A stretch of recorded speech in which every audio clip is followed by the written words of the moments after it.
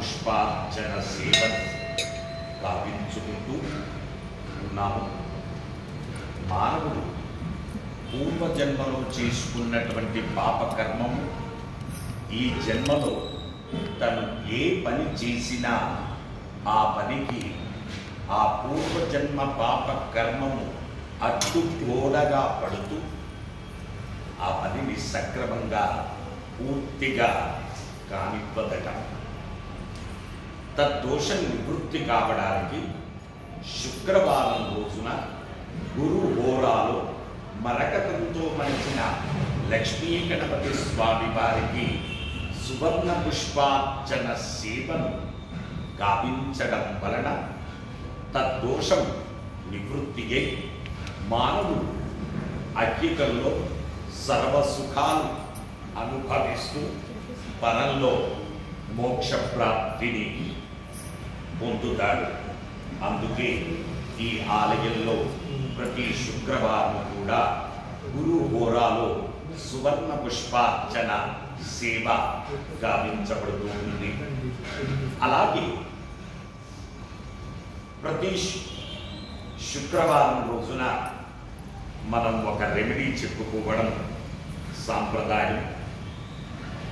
ఒక వ్యక్తి వచ్చి మేము ఎన్నో విధాలైనటువంటి పరిహారాలు చేశాము, కానీ నరదృష్టి నరఘోష పోక చాలా ఇబ్బంది పడుతున్నాము, ఏం చెయ్యాలో అర్థం కావట్లేదు,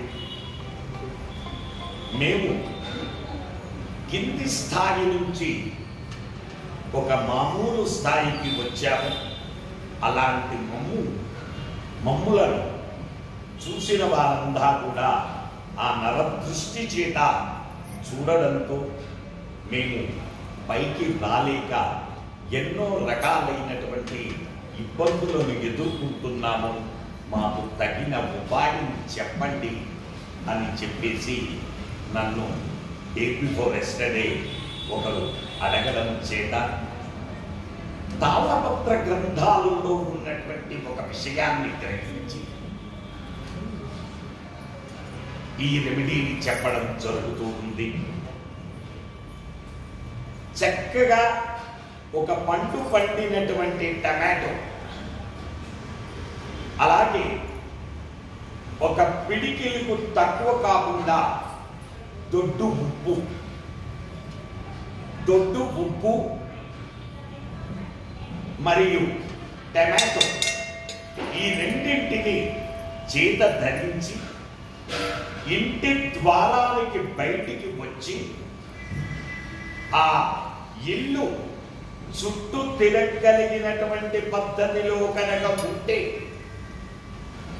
3 ప్రదక్షిణాలు ఆ ఇంటికి చేసి, ఒకవేళ ఆ ఇల్లు చుట్టూ తిరిగే అవకాశం లేకపోతే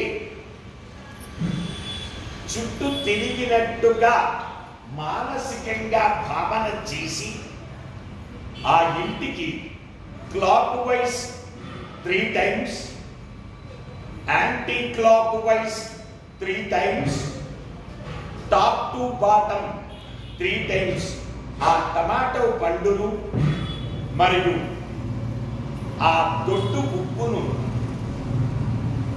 ఆ రెండింటిని కూడా కలిపి ఆ ఇంటికి తిప్పి వాటిని తీసుకెళ్ళి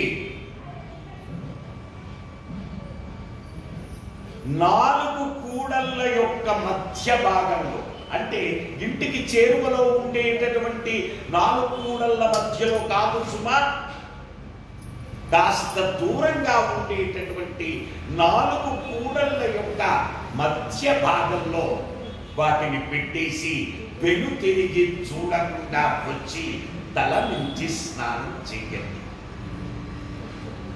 ఎప్పుడైతే ఈ పద్ధతి ప్రకారంగా నరదృష్టిని తీస్తారో, ఎవరైతే దృష్టి ఆ ఇంటిపై పడుతుందో అవి రివర్స్గా వెళ్ళి వాళ్ళకే తాకుతాయి.